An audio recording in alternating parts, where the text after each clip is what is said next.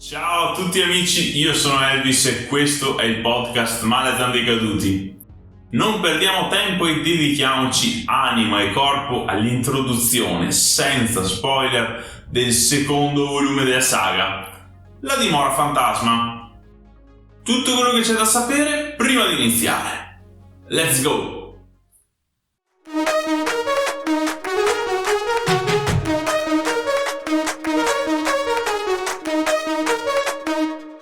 Vi dico subito che questo è uno dei miei preferiti edici principali e quando l'ho finito sono rimasto positivamente stupito. Se preferite il basito, premete F4.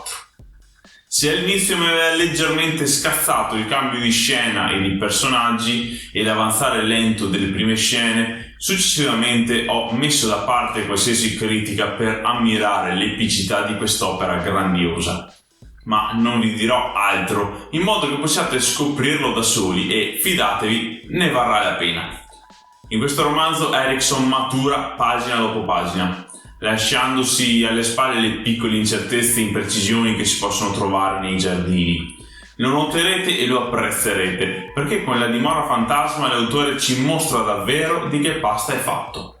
Inoltre la storia è assolutamente fondamentale per la costruzione e la comprensione della macro trama del libro Malazan dei Caduti.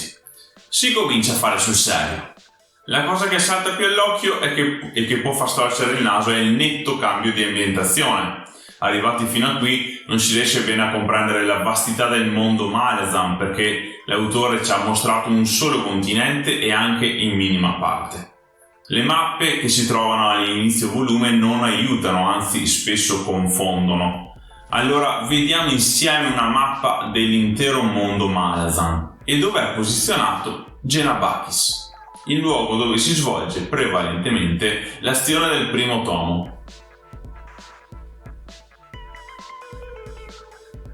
Questo invece è Sette Città, un subcontinente posizionato a ovest rispetto a Genabakis e che sarà teatro delle vicende nella dimora fantasma. Dovete sapere che questo luogo fa parte dell'impero Malazan, è stato conquistato dal vecchio imperatore molti anni prima della narrazione attuale.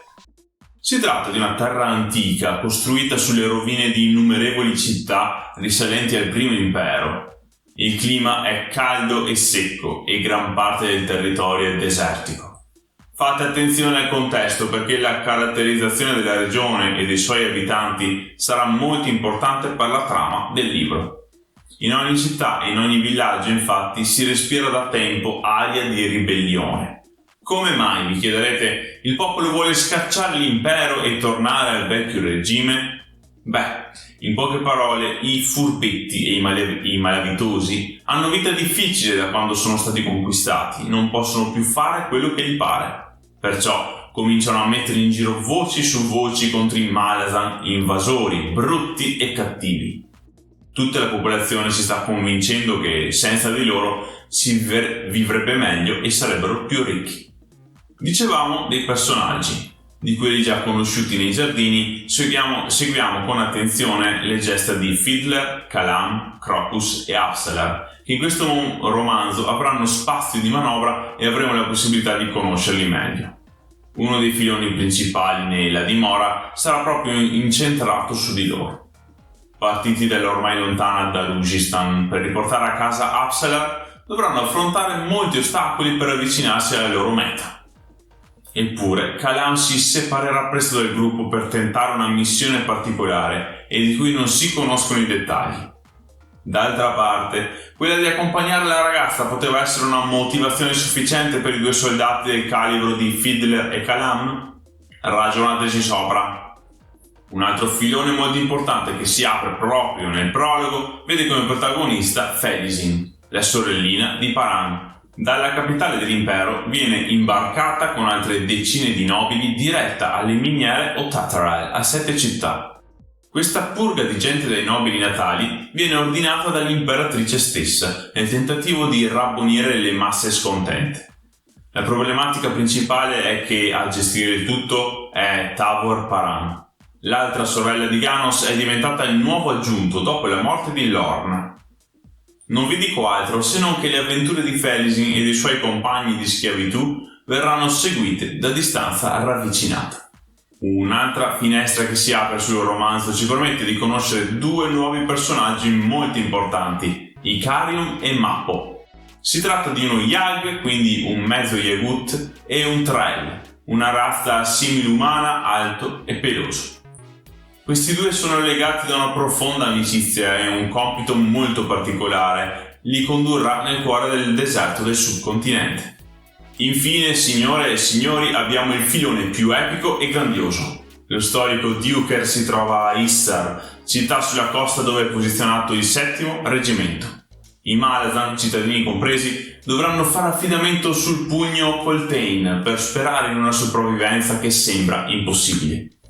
Tramite gli occhi dello storico imperiale potremo seguire le vicende del 7°, incastrato tra una ribellione che si preannuncia sanguinaria e un nuovo comandante, Coltane appunto, che deve conquistarsi la fiducia dei sottoposti. Perché? Perché il pugno è uno Wiccan, popolazione guerriera di Kontali che è stata annessa molto tempo prima all'impero, ma che viene vista come selvaggia e primitiva. Queste sono le trame principali che vi troverete di fronte e che, con l'avanzare della storia, si intrecceranno tra loro creando qualcosa di incredibile. Epicità, guerra e battaglie militari sono solo alcuni aspetti della dimora. Per quanto riguarda dei e ascendenti, sono stati messi un po' da parte per far emergere tutta l'umanità che potete immaginare, e anche di più, con pregi ma soprattutto difetti. Gli scontri divini vengono ridimensionati a favore di personaggi molto più umani. Felisin, Kalam, Duker, per esempio. L'umanità viene osservata da ogni punto di vista. Tradimento, amore, compassione, fedeltà, speranza, rabbia, rancore. C'è tanto, ma tanto da vedere. Per gli zoccoli di Fener adoro questa storia. Ovviamente alcuni misteri emersi nei Giardini della Luna trovano soluzione in questo secondo capitolo, sebbene l'autore crei nuove deviazioni e bivi. Per esempio il Sentiero delle Mani, ovvero un cammino nascosto che si dice possa portare all'ascendenza per Soul Taken and Divers, in mutaforma. Ecco, quindi immaginate che gran casino c'è, se oltre alla ribellione ci sono pure delle bestie mostruose che vagano qua e là senza meta. Concludo dicendovi di non farvi scoraggiare dai tanti nuovi nomi, da una partenza lenta e da qualche evento senza spiegazione.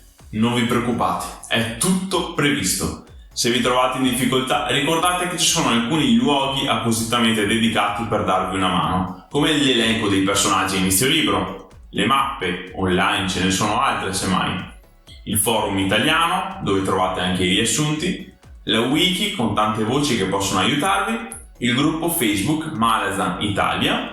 Non abbiate timore di fare domande, siamo tutti felici di rispondervi.